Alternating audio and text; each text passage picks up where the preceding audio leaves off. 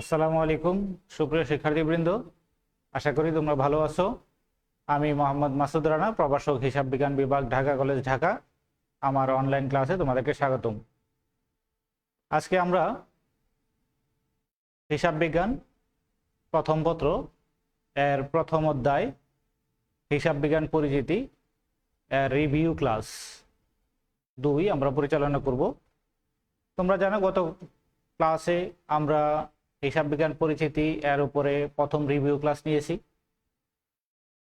কারণ আমাদের হিসাব বিজ্ঞান প্রথম পত্রের যে সিলেবাস অর্থাৎ শর্ট সিলেবাস তোমাদের 2022 সালে যারা এইচএসসি পরীক্ষার্থী তাদের জন্য, সেই অনুযায়ী আমাদের মোটামুটি সবগুলো অধ্যায় শেষ হয়ে গেছে। নাসির স্যার অধ্যায় 9 অর্থাৎ আর্থিক বিবরণী অধ্যায় পড়াচ্ছে, এছাড়া বাকি সবগুলো অধ্যায় আমাদের শেষ হয়ে গেছে। এই জন্য আমরা রিভিউ ক্লাস নিচ্ছিলাম। আজকে তার ধারাবাহিকতায় আমাদের হিসাব বিজ্ঞান পরিচিতি অর্থাৎ প্রথম অধ্যায় এর রিভিউ ক্লাস 2 আমরা আজকে পরিচালনা করব। তাহলে গত ক্লাসে আমরা এই অধ্যায়ের একটি প্রবলেম আমরা আলোচনা করেছিলাম এবং তোমাদের যে নতুন করে অ্যাসাইনমেন্ট শুরু হয়েছে সেই অ্যাসাইনমেন্টের প্রথম সপ্তাহের অ্যাসাইনমেন্ট অর্থাৎ অ্যাসাইনমেন্ট 1 নিয়ে আমরা আলোচনা করেছিলাম। তো আজকেও আমরা রিভিউ ক্লাস হিসাবে প্রথম অধ্যায়ের একটি অঙ্ক আমরা দেখাবো এবং ক্লাসের শেষে আমরা অ্যাসাইনমেন্ট 2 অর্থাৎ দ্বিতীয় সপ্তাহের হিসাব বিজ্ঞানের অ্যাসাইনমেন্ট নিয়ে তোমাদের কিছু আমরা আলোচনা করব। তবে এখানে আমরা বলে রাখি যে তোমাদের অ্যাসাইনমেন্ট 2 বা দ্বিতীয় সপ্তাহের অ্যাসাইনমেন্টটা হচ্ছে সেকেন্ড পেপারের উপরে। স্বাভাবিকভাবেই তোমরা এখানে তোমাদের মনে প্রশ্ন বা শঙ্কা যে আমরা তো ফার্স্ট পেপার পড়েছি শুধু, তাহলে সেকেন্ড পেপারের অ্যাসাইনমেন্ট আমরা কিভাবে করব। তো আমরা সাধারণত ঢাকা কলেজে আমরা প্রথমে ফার্স্ট পেপার পড়াই, তারপর সেকেন্ড পেপার পড়াই, কারণ হচ্ছে সেকেন্ড পেপারটা একটু অ্যাডভান্স লেভেলের। ফার্স্ট পেপার যদি কেউ ভালো বুঝতে পারে তাহলে সেকেন্ড পেপার পড়া তার জন্য সহজ হয়। আর যেহেতু একাদশে এসে অর্থাৎ ইন্টারমিডিয়েট লেভেলে অনেক ছাত্রই তারা এসএসসি সায়েন্স অথবা আর্টস থেকে এখানে ব্যবসায় শিক্ষা বা বিজনেস গ্রুপে আসে, তো সেই জন্য তাদেরকে প্রথম থেকেই যদি আমরা সেকেন্ড পেপার পড়াই তাহলে তাদের জন্য এটা বুঝতে পারা কঠিন হয়ে যায়। এই জন্য আমরা আগে ফার্স্ট পেপার পড়াই, তারপরে সেকেন্ড পেপার পড়াই। তো যেহেতু আমাদের ফার্স্ট পেপারের সিলেবাস প্রায় শেষের দিকে, আমরা খুব শীঘ্রই আশা করতেছি সেকেন্ড পেপার শুরু করব। কাজেই তোমরা এটা নিয়ে চিন্তার কারণ নেই। আর এখন যেহেতু ঢাকার আশপাশ 7টি জেলায় লকডাউন চলতেছে, অনেকেই হয়তো অ্যাসাইনমেন্ট জমা দিবা কিভাবে সেই ব্যাপারে আশঙ্কা করতেছো। তো তোমাদেরও এত বেশি শঙ্কিত হওয়ার কারণ নেই। অবশ্যই সবার আগে হচ্ছে স্বাস্থ্যবিধি মেনে তোমার নিজের সুরক্ষা সুস্থতা হচ্ছে সবার আগের প্রায়োরিটি। তুমি নিজের সুরক্ষা সুস্থতা নিশ্চিতকরণ সাপেক্ষে অর্থাৎ সেটার ব্যাপারে সর্বোচ্চ সতর্কতা রেখে তারপরে তুমি যদি অ্যাসাইনমেন্ট পাঠাইতে পারো তুমি পাঠাবা, আর না হলে কুরিয়ার করবা, আর না হলে যখন তোমার সুবিধা হবে অর্থাৎ নিজের সুরক্ষা বজায় রেখে তখন তুমি পাঠাবা। তাহলে আমরা আজকেও একটা প্রবলেম দেখব প্রথম অধ্যায়ের, তারপরে আমরা দ্বিতীয় সপ্তাহের অ্যাসাইনমেন্ট নিয়ে তোমাদের সাথে একটু ডিসকাস করব। তাহলে আমরা এই সপ্তাহের অঙ্কে যাচ্ছি। আর অঙ্ক শুরু করার আগে আরেকটা বিষয় তোমাদেরকে আমি অবহিত করি, সেটা হচ্ছে যে আমি ফেসবুকে নতুন একটা গ্রুপ ওপেন করেছি। যেই গ্রুপে তোমরা যদি জয়েন করো তো সেখানে তোমরা একাদশের এবং দ্বাদশের হিসাব বিজ্ঞান সম্পর্কিত বিভিন্ন তথ্য এবং বিভিন্ন পড়াশোনায় সহায়ক বিভিন্ন তোমরা পোস্ট বা ভিডিও পাবা। তোমরা অনেকেই এই গ্রুপে অলরেডি জয়েন করেছো, যারা এখনো জয়েন করোনি তারা জয়েন শীঘ্রই করে ফেলতে পারো। আমি গ্রুপের নামটা দিয়ে দিচ্ছি, তোমরা সার্চ করে ওইখানে জয়েন করবা বা তোমরা জয়েনের অ্যাপ্লাই করলে আমি অ্যাপ্রুভ করে নেব। গ্রুপের নামটা হচ্ছে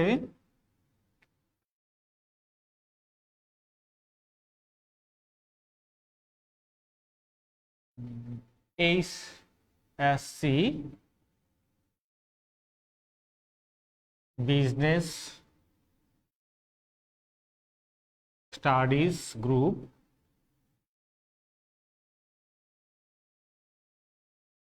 বাংলাদেশ কারেন্ট স্টুডেন্ট। অর্থাৎ বর্তমানে যারা এইচএসসি বিজনেস গ্রুপে আছে, সেটা ঢাকা কলেজ হোক অথবা ঢাকা কলেজের বাইরে যে কোনো কলেজ হোক বাংলাদেশের, সবাই এই গ্রুপে অ্যাড হতে পারবে এবং এই গ্রুপে অ্যাড হইলে তারা বিভিন্ন সময়ে তাদের একাডেমিক বিভিন্ন হেল্প অথবা বিভিন্ন ইনফরমেশন তারা পাবে, বিশেষভাবে অ্যাকাউন্টিং অর্থাৎ হিসাব বিজ্ঞান রিলেটেড। এই জন্য তোমরা নিজেরাও এই গ্রুপে অ্যাড হয়ে যাও এবং তোমাদের বন্ধু যারা ঢাকা কলেজের আছে অথবা অন্য কলেজের আছে তাদেরকেও তোমরা অ্যাড করতে পারো। তাহলে আমরা আজকের পড়ায় চলে আসি। তোমরা একটা অঙ্ক দেখো স্লাইডে।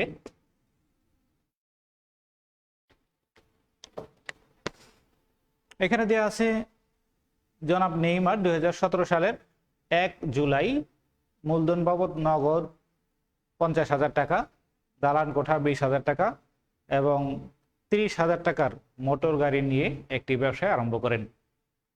উক্ত মাসে সংগঠিত তার কয়েকটি লেনদেন গুলো নিম্নরূপ ছিল। তাহলে 2017 সালের জুলাই 3, রায়হানের নিকট হতে ধারে পণ্য ক্রয় করা হলো 10,000 টাকা। জুলাই 7, অফিস সরঞ্জাম ক্রয় 20,000 টাকা, যার মধ্যে 12,000 টাকা প্রদান। জুলাই 11, রায়হানকে তার দেনার পূর্ণ নিষ্পত্তিতে 9,500 টাকা প্রদান করা হলো। জুলাই 13, ব্যক্তিগত প্রয়োজনে 1,000 টাকা উত্তোলন। জুলাই 14, ধারে পণ্য বিক্রয় করা হলো 30,000 টাকা। জুলাই 26, বেতন প্রদান 15,000 টাকা। জুলাই 28, প্রাপ্য হিসাবের নিকট হতে 500 টাকা আদায় করা যাবে না। জুলাই 31, অফিস সরঞ্জামের উপর 2,000 টাকা অবচয় ধার্য করতে হবে। তাহলে আমাদের জুলাই মাসের 2017 সালের জুলাই মাসে জনাব নেইমার একটা বিজনেস বা ব্যবসায় শুরু করেন। সেই ব্যবসায় সে 50,000 টাকা নগদ, 20,000 টাকার দালান কোঠা এবং 30,000 টাকার মোটর গাড়ি নিয়ে ব্যবসা শুরু করে। এছাড়াও জুলাই মাসের অন্যান্য লেনদেনগুলো আমাদেরকে এখানে দেয়া আছে। আমাদের রিকোয়ারমেন্টগুলো হচ্ছে 1 নাম্বার বা ক, প্রারম্ভিক মালিকানা সত্ত্বের পরিমাণ নির্ণয় করো। খ, অর্থের আদান প্রদান ভিত্তিক শ্রেণী বিভাগ অনুযায়ী অনগদ লেনদেনের পরিমাণ নির্ণয় করো। গ, হিসাব সমীকরণের মাধ্যমে লেনদেনগুলোর প্রভাব দেখাও। তাহলে প্রারম্ভিক 1 নাম্বার রিকোয়ারমেন্ট বা ক নাম্বার রিকোয়ারমেন্ট ছিল প্রারম্ভিক মালিকানা সত্ত্বের পরিমাণ নির্ণয় করো।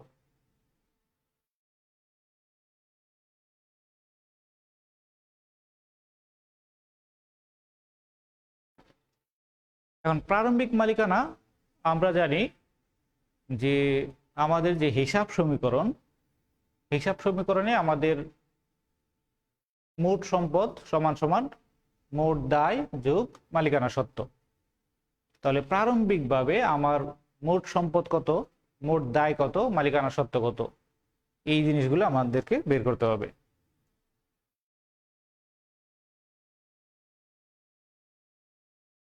তাহলে প্রারম্ভিক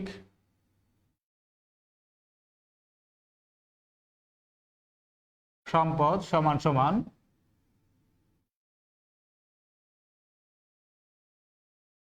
প্রারম্ভিক দায় যোগ প্রারম্ভিক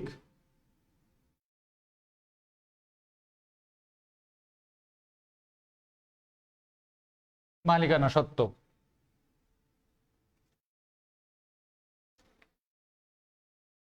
তাহলে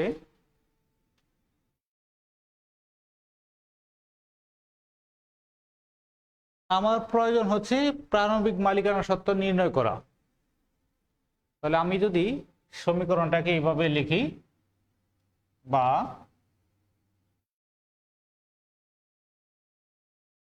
প্রারম্ভিক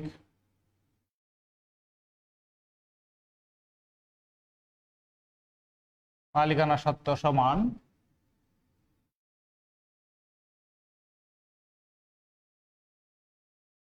প্রারম্ভিক সম্পদ মাইনাস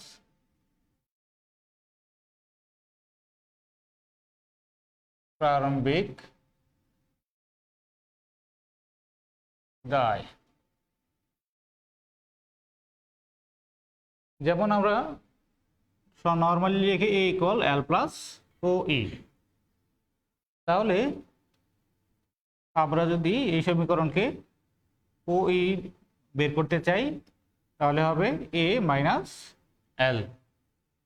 ওইটাই আমরা এখানে বিস্তারিতভাবে লিখলাম, প্রারম্ভিক মালিকানা সত্ত্ব ইকুয়ালস প্রারম্ভিক সম্পদ মাইনাস প্রারম্ভিক দায়। তাহলে এখানে নেইমার জুলাই মাসের 1 তারিখে মূলধন বাবদ নগদ 50,000 টাকা, দালান কোঠা 20,000 টাকা এবং 30,000 টাকার মোটর যান নিয়ে ব্যবসা শুরু করেন। তাহলে এই সবগুলো হচ্ছে আমার সম্পদ।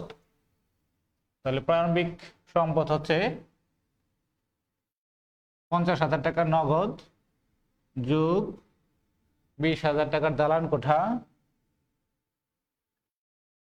যোগ 30,000 টাকার মোটর যান।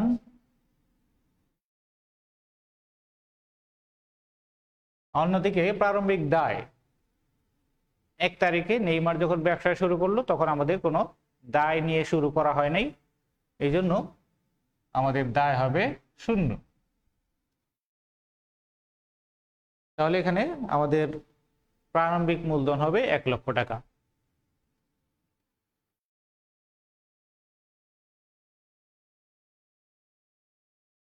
তাহলে প্রারম্ভিক মূলধন নির্ণয় মূলত হচ্ছে প্রারম্ভিক মূলধন বা মালিকানা সত্ত্ব ইকুয়াল প্রারম্ভিক সম্পদ মাইনাস প্রারম্ভিক দায়। এরপর খ নাম্বার রিকোয়ারমেন্ট। খ নাম্বার রিকোয়ারমেন্ট বলা হয়েছে অর্থের আদান প্রদান ভিত্তিক শ্রেণী বিভাগ অনুযায়ী। অর্থের আদান প্রদান ভিত্তিক শ্রেণী বিভাগ অনুযায়ী অনগদ লেনদেনের পরিমাণ নির্ণয় করো। অর্থাৎ যে সকল লেনদেনে আমার অর্থের আদান প্রদান সরাসরি হয় নাই কিন্তু আমার লেনদেন হয়ে গেছে, সেইগুলোকে বলে অনগদ লেনদেন। তাহলে অর্থের আদান প্রদান সংগঠিত না হয়ে যে সকল লেনদেন আমার হয়ে গেছে সেইগুলোর পরিমাণ, টোটাল পরিমাণ কত, সেটা আমার এখানে রিকোয়ারমেন্ট।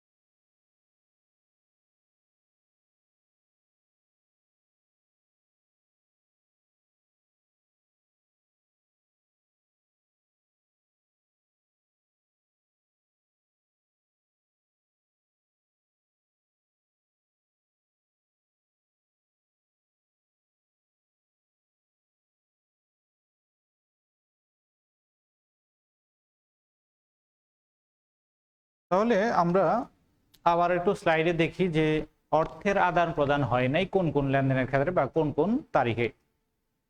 যেমন আমরা উদাহরণ হিসাবে বলি যে জুলাই মাসের 3 তারিখ রায়হানের নিকট হতে ধারে পণ্য ক্রয় করা হলো 10,000 টাকা।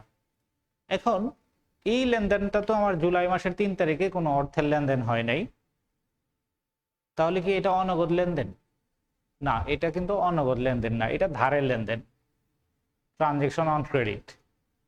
কারণ আজকে আমার এটা অর্থের আদান প্রদান হয় নাই, কিন্তু কয়েকদিন পরে এটা ঠিকই অর্থের আদান প্রদান হবে, কারণ এই লেনদেনের ফলে রায়হানকে আমাদের টাকা দিতে হবে, তাহলে অর্থের লেনদেন টুডে অর টুমরো হবে। কিন্তু 11 তারিখ দেখো জুলাই মাসের রায়হান তার দেনার পূর্ণ নিষ্পত্তিতে 9,500 টাকা প্রদান করা হলো। এখন রায়হানের কাছ থেকে আমরা 3 তারিখে পারচেজ করছিলাম 10,000 টাকার পণ্য, তাকে আমরা জুলাই মাসের 11 তারিখে টাকা দিলাম 9,500 টাকা। তাহলে আরো 500 টাকা আমরা তাকে দেই নেই, টুডেও দেই নেই, টুমোরও দিব না, অর্থাৎ ইন ফিউচারেও দিব না। তার মানে 10,000 টাকার যে পাওনা ছিল সেটা আমরা পরিশোধ করলাম 9,500 টাকা এবং পূর্ণ নিষ্পত্তি হয়ে গেছে, ভবিষ্যতে এর জন্য আর কোনো টাকা দিতে হবে না। তাহলে এই যে 500 টাকা যেটা আমাকে দিতে হয় নাই এবং ভবিষ্যতেও দিতে হবে না, কিন্তু এটাও কিন্তু আমার লেনদেন, এটা আমি বার্তা পাইলাম, বার্তাটা আমার এখানে আয় হইলো, অর্থাৎ প্রাপ্ত বার্তা।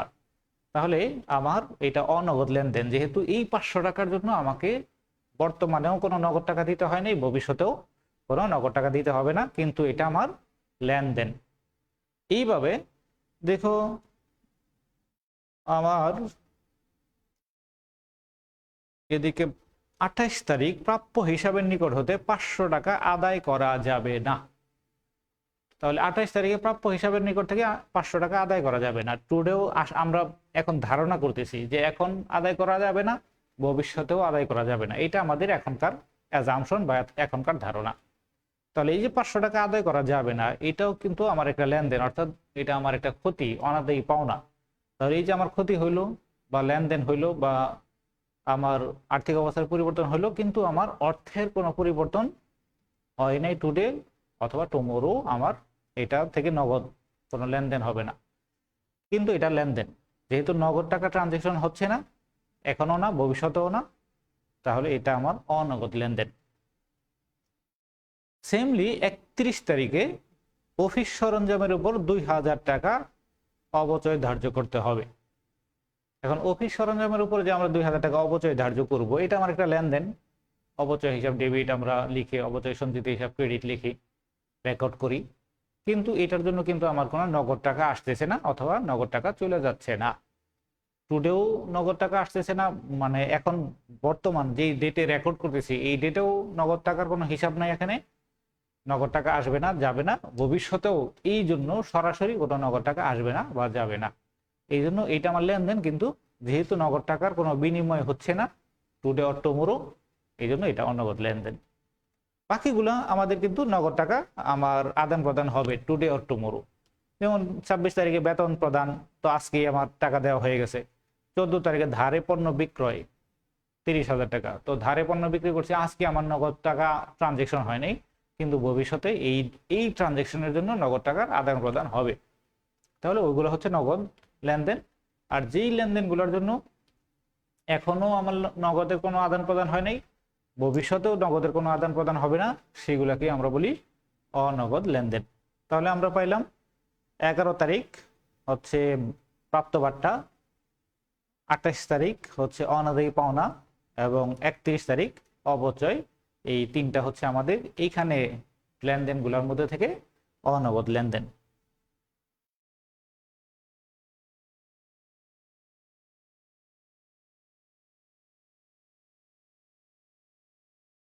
তাহলে 2017 সালের জুলাই মাসের 11 তারিখ হচ্ছে প্রাপ্ত বার্তা,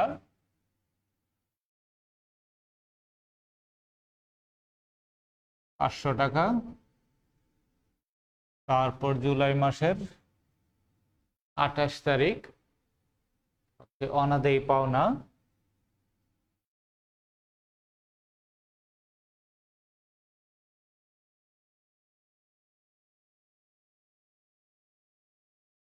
টাকা। এবং জুলাই মাসের 31 তারিখ অবচয়।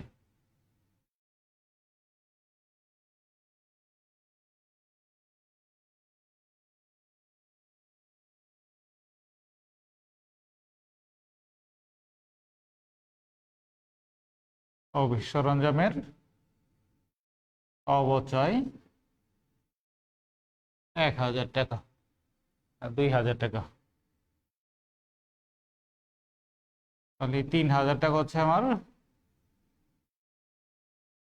জুলাই মাসের অনগদ লেনদেন। তাহলে আশা করি এই পর্যন্ত তোমাদের কোনো সমস্যা নেই ক নাম্বার রিকোয়ারমেন্ট এবং খ নাম্বার রিকোয়ারমেন্টে। এরপরে আমরা যাব গ নাম্বার রিকোয়ারমেন্ট, হিসাব সমীকরণের মাধ্যমে লেনদেনগুলোর প্রভাব দেখাও।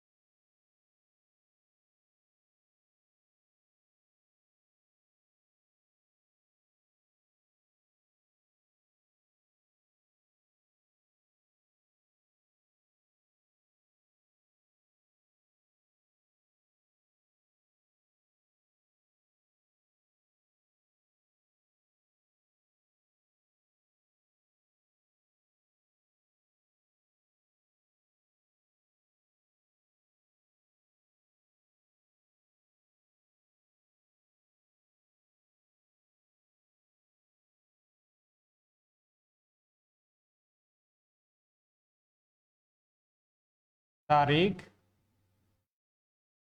সম্পদ সমূহ সমান সমান দায়, দায়ের মধ্যে কি আছে সেটা আমরা পরে দেখব, মালিকানা সত্ত্ব।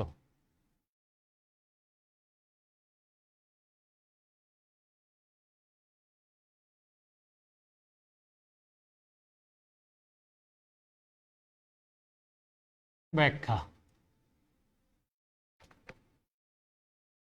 তাহলে আমাদের যে অঙ্ক দেয়া আছে এখানে প্রথমে বলা আছে জনাব নেইমার জুলাই মাসের 1 তারিখ মূলধন বাবদ নগদ 50,000 টাকা, দালান কোঠা 20,000 টাকা এবং 30,000 টাকার মোটর গাড়ি নিয়ে ব্যবসায় আরম্ভ করেন। তাহলে জুলাই মাসের 1 তারিখে যে লেনদেন সেটা যদি আমরা এখানে লেনদেনে বিশ্লেষণ করি তাহলে আমাদের উপরে একটু হেডিং দিয়ে নিতে হবে। তোমাদের এটা বলে রেখে যে তোমরা তো অ্যাসাইনমেন্ট করবা বিভিন্ন অঙ্কে, অবশ্যই প্রত্যেক অঙ্কে যেই স্টেটমেন্টটা করতেছো, যেই বিবরণীটা করতেছো সেই বিবরণীর উপরে ওই প্রতিষ্ঠানের নাম, আর যদি প্রতিষ্ঠানের নাম দেয়া না থাকে তাহলে ওই প্রতিষ্ঠানের মালিকের নাম যদি দেয়া থাকে সেই মালিকের নাম এবং তুমি কোন ধরনের স্টেটমেন্ট করতেছো সেই স্টেটমেন্টের নাম অবশ্যই লিখবা, অর্থাৎ যেটাকে বলে শিরোনাম।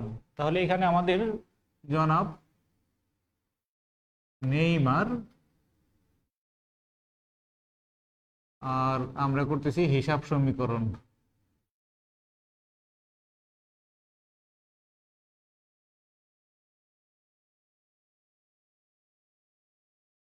তাহলে এটা সহ তোমরা অবশ্যই লিখবো প্রত্যেক স্টেটমেন্টের উপরে যে এই স্টেটমেন্টের নাম কি এবং এটা কোন প্রতিষ্ঠানের স্টেটমেন্ট সেগুলো সহ তোমরা লিখবা।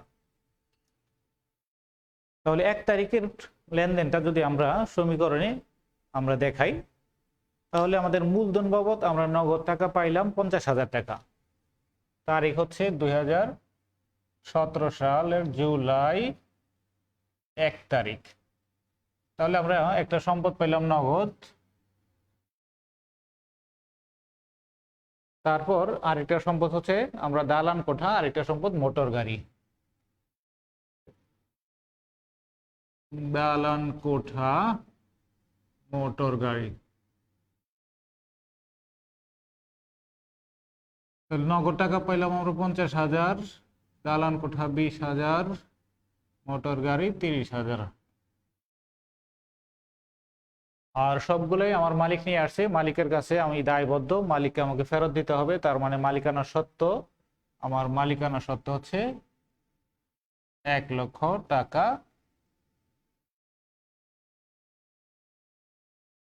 প্রারম্ভিক বিনিয়োগ।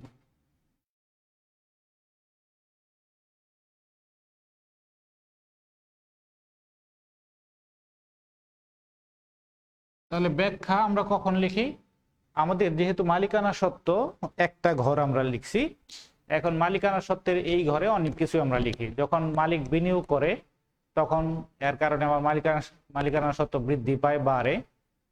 আবার যখন মালিক কোনো আয় করে এর কারণে ও আমার মালিকানা সত্ত্ব বাড়ে। মালিক যখন ব্যয় করে, ব্যয়ের কারণে মালিকানা সত্ত্ব কমে। মালিক যখন উত্তোলন করে তখন মালিকানা সত্ত্ব কমে। তাহলে আমার মালিকানা সত্ত্বের ঘরে আমি কোনো টাকা লিখলে এটা কি বাবদ টাকা, এটা কি আমার বিনিয়োগ নাকি আয় নাকি ব্যয় নাকি উত্তোলন, সেই জিনিসটা আমরা ব্যাখ্যার কলামে লিখে দেই। তাহলে 1 লক্ষ টাকা আমরা মালিকানা সত্ত্ব বাড়াইলাম, সেটা কেন বাড়লো, কি বাবদ বাড়লো, সেটা আমরা এখানে উল্লেখ করলাম হচ্ছে প্রারম্ভিক বিনিয়োগ বাবদ 1 লক্ষ টাকা মালিকানা সত্ত্ব বৃদ্ধি পাইল। এখন হিসাব সমীকরণ আমরা দুইভাবে করি। একটা হচ্ছে বিস্তারিত পদ্ধতি, বা একটা প্রত্যেকটা কলাম বা প্রত্যেকটা ট্রানজেকশন লেখার পরে এটাকে আবার যোগফল নামানো। আর এটা হচ্ছে সংক্ষিপ্ত পদ্ধতি, যেটা যোগফল প্রত্যেক ট্রানজেকশনের পরে নামানো হয় না, একেবারে লাস্টে, অর্থাৎ আমার সবগুলো ট্রানজেকশন এখানে ইনপুট দেওয়ার পরে যোগফল নামানো হয়। তো তোমরা এখানে দুইটা পদ্ধতি করার সুযোগ আছে যদি কিছুই বলা না থাকে। তো আমরা সংক্ষিপ্ত পদ্ধতিটাই করতেছি।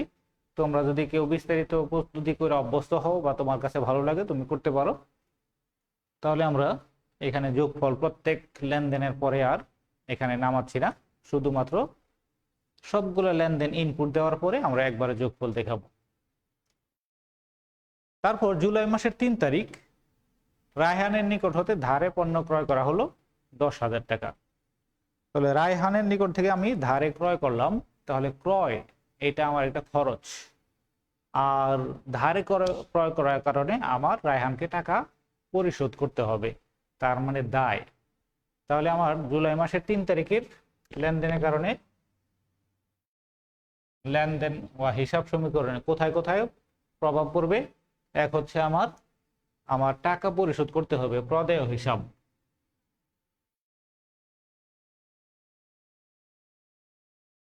তাহলে প্রদেয় হিসাব রায়হানকে আমাকে দিতে হবে 10,000 টাকা। আর এটা 10,000 টাকা আমার ক্রয়, একটা খরচ।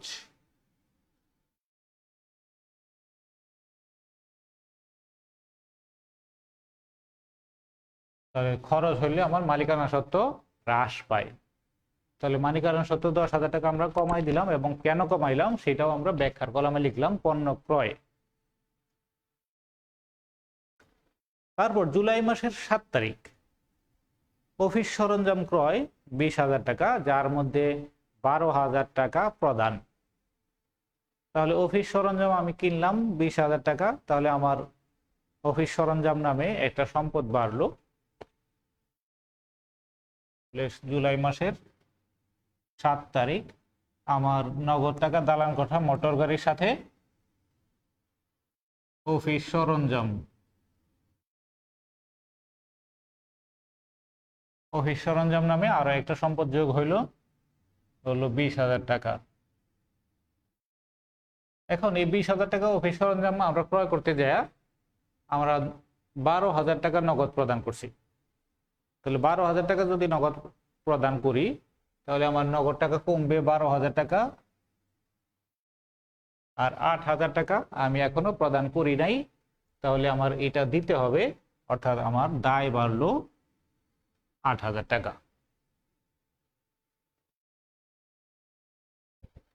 তারপর আমাদের 13 তারিখ ব্যক্তিগত প্রয়োজনে 1,000 টাকা উত্তোলন, 11 তারিখ আছে রায়হানকে তার দেনার পূর্ণ নিষ্পত্তিতে 9,500 টাকা প্রদান করা হলো। তাহলে রায়হানের কাছ থেকে আমরা জুলাই মাসের 1 তারিখে 10,000 টাকার পণ্য কিনছিলাম, সে আমার কাছে 10,000 টাকার পাওনা আমরা লিখছিলাম, কিন্তু এখন আমরা তাকে টাকা পরিশোধ করতেছি 9,500 টাকা।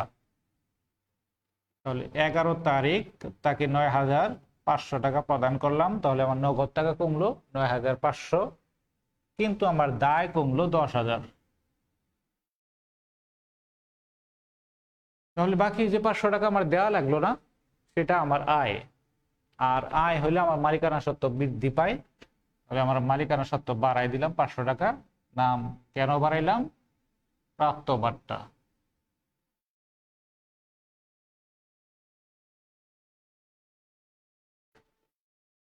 তারপর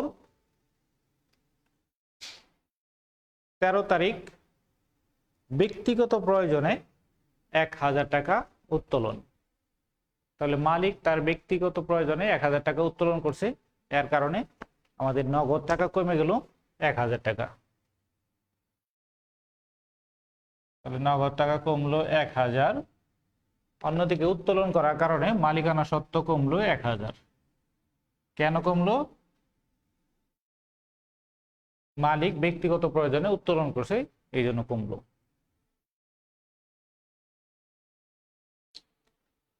এরপর ধারে পণ্য বিক্রয় করা হলো 30,000 টাকা। তাহলে ধারে পণ্য যদি বিক্রয় করি তাহলে আমার পণ্য বিক্রয় করা এটা একটা আয়। অন্যদিকে যেহেতু এখনো টাকা পাই নাই, ইন ফিউচারে আমি টাকা পাবো ভবিষ্যতে, তাহলে আমার এটা হলো প্রাপ্য হিসাব। তাহলে প্রাপ্য হিসাব আমার সম্পদ। তাহলে আরো একটা সম্পদ আমরা পাইলাম, প্রাপ্য হিসাব নামে। কয় তারিখে হলো? 14 তারিখ। 14 তারিখে আমার প্রাপ্য হিসাব আমার বৃদ্ধি পাইল 30,000 টাকা। অন্যদিকে আমার বিক্রয় করার কারণে মালিকানা সত্ত্ব বৃদ্ধি পাইল 30,000 টাকা, বিক্রয় বা পণ্য বিক্রয় নামে। তারপর 26 তারিখ বেতন প্রদান 15,000 টাকা। 26 তারিখে বেতন প্রদান 15,000 টাকা, তাহলে নগদ টাকা আমার কমে গেল 15,000 টাকা। আর বেতন এটা আমার একটা খরচ, তাহলে আমার খরচ হলে মালিকানা সত্ত্ব কমে, মালিকানা সত্ত্ব কমবে 15,000 টাকা।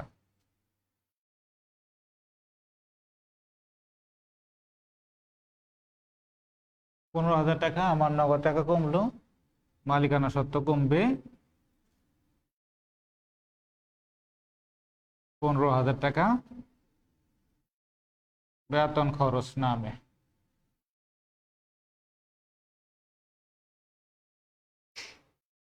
এরপর প্রাপ্য হিসাবের নিকট হতে 500 টাকা আদায় করা যাবে না।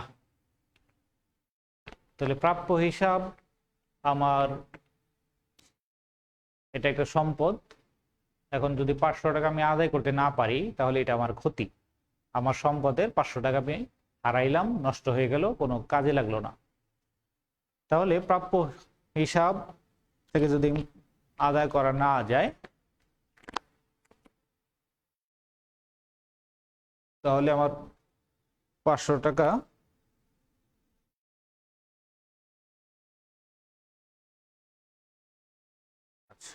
এক হলো, যেহেতু অনাদায়ী পাওনা, অনাদায়ী পাওনা আমার নগদ কমবে না, আমার দেনাদার প্রাপ্য হিসাব থেকে কমবে।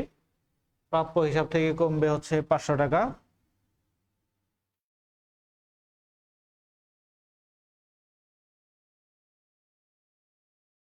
আর মালিকানা সত্ত্ব কমবে 500 টাকা।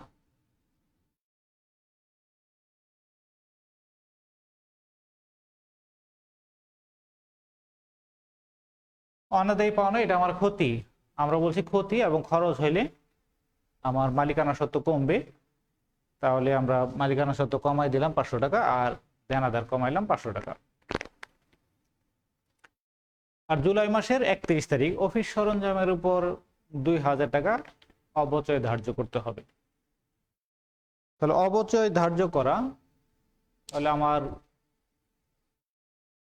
এটা একটা খরচ, মালিকানা সত্ত্ব কমবে 1,000 টাকা, এবং অফিস সরঞ্জামের উপরে যদি আমি অবচয় ধার্যকরণ করি তাহলে অফিস সরঞ্জাম কমবে 2,000 টাকা।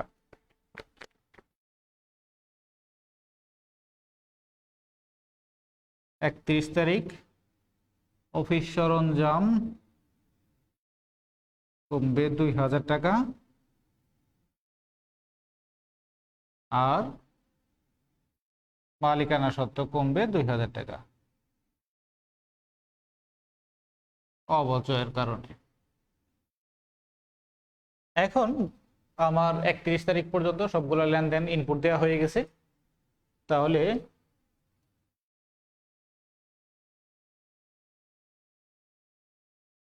বর্তমানে এখন আমার সম্পদ এবং দায় দেনা কত আছে সেটা যদি আমরা হিসাব করি একবারে, আমার নগদ টাকা 50,000 টাকা ছিল পজিটিভ, আর আমার বাকি সবগুলোই নেগেটিভ, অর্থাৎ 15, 16 আর 12, 28 আর 9, 37,500 টাকা আমার মাইনাস হয়ে গেছে। তাহলে 12,500 টাকা আমার ব্যালেন্স।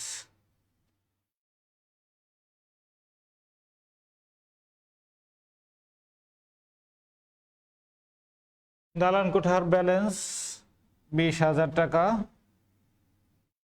মোটরযানের ব্যালেন্স 30,000 টাকা, অফিস সরঞ্জাম এর ব্যালেন্স 18,000 টাকা, প্রাপ্য হিসাব হচ্ছে 29,500 টাকা। এদিকে প্রদেয় হিসাব 10,000 টাকা মাইনাস হয়ে গেছে, এখন আছে 8,000 টাকা। আর মালিকানা সত্ত্ব আমার 1,05,30,000 হচ্ছে পজিটিভ, অর্থাৎ 1,30,500।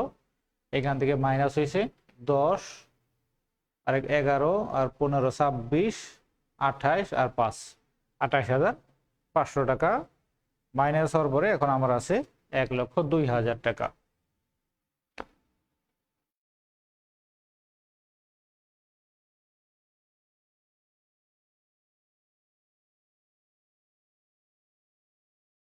সবগুলা প্রথমে আলাদা আলাদা ভাবে ক্লোজ। আর মোট সম্পদ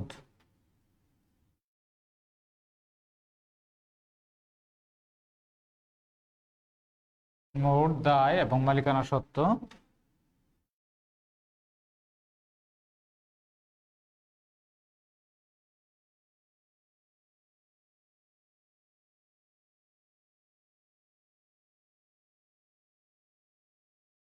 এক লক্ষ 2 আর 8,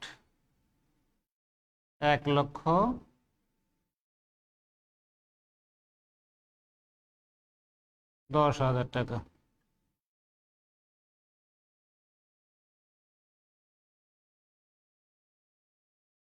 তাহলে মোট সম্পদ যদি আমি যোগ করি 30, 20, 50, 38, 80 আর 18, 98 আর 12, 1,10,000।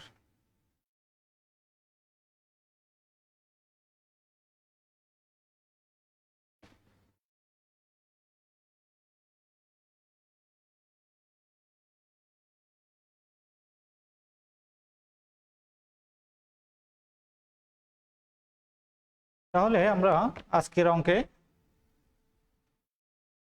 প্রারম্ভিক মালিকানা সত্ত্বর পরিমাণ নির্ণয় এটা দেখলাম, অর্থের অনগদ লেনদেন কোনগুলো সেগুলো আমরা দেখলাম, এবং হিসাব সমীকরণ লেনদেনের প্রভাব দেখলাম। এই পর্যন্ত তোমাদের যদি কোনো কোশ্চেন থাকে তোমরা কোশ্চেন করতে পারো, আমরা আনসার দেব। এরপরে আমরা দ্বিতীয় সপ্তাহের অ্যাসাইনমেন্ট সম্পর্কেও তোমাদের একটু ধারণা দিব, যেহেতু আমরা সেকেন্ড পেপার এখনো শুরু করিনি, কিন্তু তোমাদের সেকেন্ড পেপার থেকে দ্বিতীয় অ্যাসাইনমেন্টটা দেওয়া হয়েছে। তাহলে আমরা তোমাদের কোশ্চেন থাকলে তোমরা কোশ্চেন লিখো, আমরা একটু পরে আবার কোশ্চেনের যাব, অর্থাৎ তোমাদের কোশ্চেন সম্পর্কে আমরা আলোচনা করব। আমরা একটু দ্বিতীয় সপ্তাহের অ্যাসাইনমেন্টটা আলোচনা করি।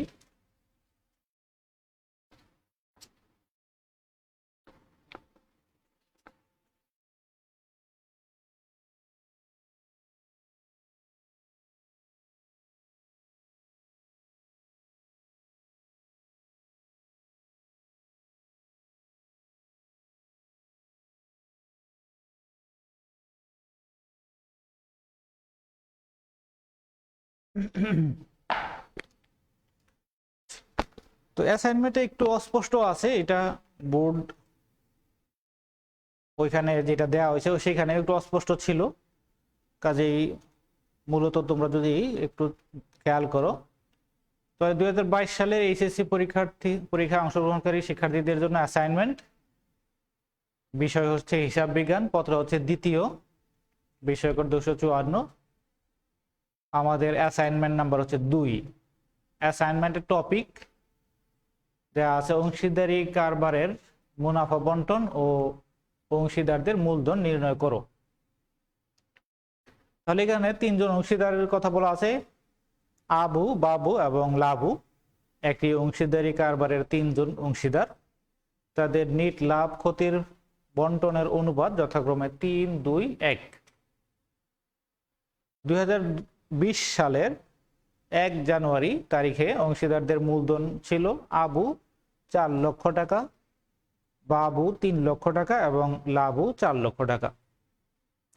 আবু এবং লাবু তাদের সার্বক্ষণিক কাজের জন্য ব্যবসায় হতে যথাক্রমে 8,000 টাকা এবং 6,000 টাকা করে মাসিক বেতন পাবেন। মূলধন এবং উত্তোলনের উপর, পরের স্লাইড দেখো।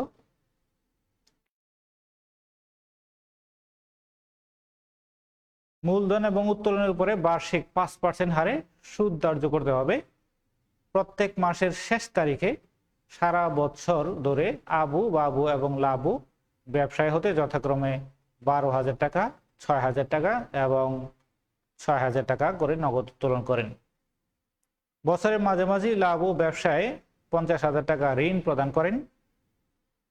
আবু এবং বাবু যৌথভাবে লাবুকে এই মর্মে নিশ্চয়তা প্রদান করে যে লাবু তার বেতন এবং মূলধনের সুদ ছাড়াও লাভের অংশ বাবদ বছরে কমপক্ষে 70,000 টাকা পাবেন। উপরোক্ত সমন্বয়গুলো সাধন করার পূর্বে 2020 সালের 31 ডিসেম্বর তারিখে সমাপ্ত বছরের জন্য ব্যবসায়ের নিট মুনাফা 4 লক্ষ টাকায় উপনীত হয়। রিকোয়ারমেন্ট ক নাম্বার হচ্ছে 2020 সালের 31 ডিসেম্বর তারিখে সমাপ্ত বছরের জন্য লাভ লোকসান বন্টন হিসাব প্রস্তুত করো। খ নাম্বার রিকোয়ারমেন্ট, অংশীদার আবু এবং বাবুকে আবু এবং বাবুর মূলধন হিসাব প্রস্তুত করো। রিকোয়ারমেন্ট গ হচ্ছে লাবুর চলতি ও মূলধন হিসাব প্রস্তুত করো।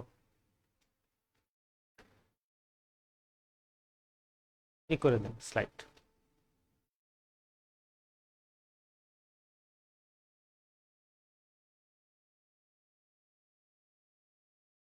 তাহলে এখানে আমরা যে অ্যাসাইনমেন্ট টপিক দেখলাম দ্বিতীয় পত্রের জন্য, তো এটা তোমাদের দ্বিতীয় পত্রের 2 নাম্বার অধ্যায় অর্থাৎ অংশীদারি ব্যবসায়ের হিসাব রক্ষণ, এই চ্যাপ্টার থেকে তোমাদেরকে অ্যাসাইনমেন্ট দেওয়া হয়েছে। এবং অ্যাসাইনমেন্টের যে টপিক, তো এইটাও দ্বিতীয় অধ্যায়ের মোটামুটি যারা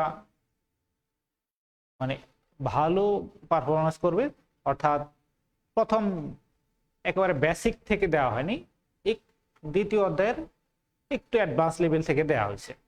এই জন্য যেহেতু তোমাদের সেকেন্ড পেপার আমরা এখনো শুরু করি নাই, প্রথম দিন আমি যদি অংশীদারি ব্যবসায়ে অঙ্ক বা চ্যাপ্টার শুরু করতাম, তারপরও প্রথম দিনেই এই লেভেল পর্যন্ত আমরা অঙ্কে যেতে পারতাম না। এই জন্য আমরা এটাকে বিস্তারিতভাবে আলোচনা করার এখন সুযোগ নাই, যেহেতু এই অধ্যায়টা একেবারেই টাচ করা হয় নাই। অথচ অঙ্কটা হচ্ছে একটু এই অধ্যায়ের একটু অ্যাডভান্স লেভেলের অঙ্ক। অ্যাডভান্স লেভেল বলতে ওই চ্যাপ্টার পড়ানো হয়ে গেলে তখন আর অ্যাডভান্স এটা মনে হবে না, কিন্তু একদিনেই এই অঙ্কটা তোমাদেরকে বুঝাই দেওয়া প্রথমেই সম্ভব না, যেহেতু এই চ্যাপ্টার সম্পর্কে তোমাদেরকে আলোচনা করা হয় নাই। কিন্তু তারপর আমি কিছুটা আলোচনা করতেছি তোমাদের ধারণা দেওয়ার জন্য। তোমরা হয়তো অনেকেই সেকেন্ড পেপার বই কিনো নাই, যারা কারণ হচ্ছে আমরা এখনো সেকেন্ড পেপার শুরু করি নাই। আর যদি কেউ কিনা থাকো তাহলে বইয়ের দ্বিতীয় অধ্যায় দেখবা, আর যদি কেউ না কিনা থাকো তাহলে কেনার চেষ্টা করবা, যেহেতু তোমাদের অ্যাসাইনমেন্ট করতে হবে। আর তোমাদের যেহেতু প্রথম অ্যাসাইনমেন্টটা দেওয়া হয়েছিল প্রথম অধ্যায় থেকে, দ্বিতীয় অ্যাসাইনমেন্টটা দেওয়া হয়েছে দ্বিতীয় পত্র থেকে, কাজেই সামনেও এরকম ধারাবাহিক প্রথম পত্র এবং দ্বিতীয় পত্র থেকে মিলেই হয়তো অ্যাসাইনমেন্ট তোমরা পাবা। কাজেই যারা এখনো দ্বিতীয় পত্র বই কিনো নেই তারা অবশ্যই এই সপ্তাহে বা খুব শীঘ্রই দ্বিতীয় পত্রের বই কিনে ফেলো। দ্বিতীয় পত্র স্বাভাবিকভাবে আমরা যেহেতু এখানে প্রথম পত্র পড়াইতেছি দীপক স্যারের, তবে দ্বিতীয় পত্রে আমরা যেহেতু দ্বিতীয় পত্রের সাধারণত অন্যজন শিক্ষক পড়ায়, সে বই রেকমেন্ড করে, তবে আমরা যদি পড়াই তাহলে আগের মতোই দীপক স্যারের বই যতদিন সুযোগ থাকে ততদিন পড়াবো। আর যদি অন্য টিচার পড়ায় তাহলে সে তার নিজের মতো করে তার বই রেফারেন্স করবে। আর যেহেতু অনার্স লেভেল বা একাদশ দ্বাদশ লেভেলে হিসাব বিজ্ঞানের জন্য 2টি বই থাকা বাঞ্ছনীয়। এই জন্য তোমরা যেহেতু এখনো দ্বিতীয় পত্রের অন্য কোনো শিক্ষক আসেনি, কোন বই রেফারেন্স করবে তোমাদেরকে সেটা জানা নেই, তবে বই যেহেতু একই মানের, মোটামুটি সব বইয়ে একই চ্যাপ্টার থাকে, সব বই তোমার এক সিলেবাস কভার করে, কাজেই এখন তুমি যে কোনো একটা বই কিনে এইটা শুরু করে দাও। তারপরে যখন দ্বিতীয় অধ্যায় আবার শুরু করা হবে, দ্বিতীয় অধ্যায়ের জন্য যদি নতুন কোনো বই অ্যাসাইন করা হয় তখন সেটা তোমরা কিনতে পারো। তাহলে আমরা বললাম যে এই অ্যাসাইনমেন্টটা হচ্ছে দ্বিতীয় পত্রের দ্বিতীয় অধ্যায় অংশীদারি ব্যবসায়ের হিসাব, এই চ্যাপ্টার থেকে। এইখানে অংশীদারি ব্যবসায়ে একাধিক অংশীদার থাকবে, তো তাদের লাভ লোকসান বন্টন আমাদেরকে দেখাইতে হবে। তাহলে এখানে 3জন অংশীদার, আবু, লাবু এবং বাবু, তাদের মুনাফা বন্টনের অনুপাত দেয়া আছে। তাহলে আমাদের কিছু অ্যাডজাস্টমেন্ট করতে হয়, অ্যাডজাস্টমেন্ট করার পরে তাদের মুনাফাগুলো বন্টন করতে হয় এবং তাদের মূলধন নির্ণয় করতে হয়। তো তোমরা একটু স্টাডি করলে নিজেরা পারবা অথবা অন্যদের হেল্প নিবা। আর অ্যাসাইনমেন্ট যেহেতু তোমাদের শুরু হয়েছে first paper second paper, 2 paper থেকেই অ্যাসাইনমেন্ট নেওয়া হচ্ছে। আমাদের করোনা পরিস্থিতি দেখো কিছুদিন পরে পরেই চেঞ্জ হচ্ছে, এই কমতেছে এই বাড়তেছে, কাজে এই কমা বাড়া কতদিন চলবে আমরা জানি না। এবং বর্তমানে কিন্তু আমাদের সরকার পরীক্ষা নেওয়ার দিকেই তাদের সিদ্ধান্ত, কিন্তু পরীক্ষা নিতে পারবে কিনা সেই ব্যাপারেও আমাদের সন্দেহ আছে। এই জন্য বিকল্প মূল্যায়ন কি হতে পারে যদি পরীক্ষা না নেওয়া যায়, সেই ব্যাপারেও তারা চিন্তা ভাবনা করতেছে। কাজে তোমাদের এই যে অ্যাসাইনমেন্ট, এটা একটা ধারাবাহিক মূল্যায়ন প্রক্রিয়া। যদি ভবিষ্যৎ তোমাদের পরীক্ষা নেওয়ার অনুকূলে না হয় তখন কিন্তু এই অ্যাসাইনমেন্ট তোমাদের মূল্যায়নের একটা ভিত্তি হতে পারে। কাজেই তোমরা গুরুত্ব সহকারে অ্যাসাইনমেন্টগুলো করবা। আর ইয়ার চেঞ্জের ক্ষেত্রে তো অবশ্যই এইটাই ভিত্তি হিসাবে ধরা যায়, যে ফার্স্ট ইয়ার থেকে সেকেন্ড ইয়ারে ওঠার ব্যাপারে অ্যাসাইনমেন্টটাই হয়তো মূল ভিত্তি হবে।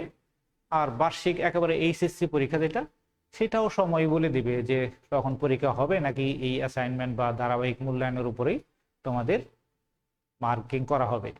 কাজেই ভবিষ্যৎ আমরা জানি না, কাজে আমাদের প্রস্তুতি নিয়ে রাখতে হবে ভবিষ্যতের জন্য। আমাদের অ্যাসাইনমেন্টটাও হইতে পারে আমাদের মার্কিং ক্রাইটেরিয়া, এই জন্য এই ব্যাপারে আমাদেরকে আরো সতর্ক এবং আমাদের যত্নবান হতে হবে।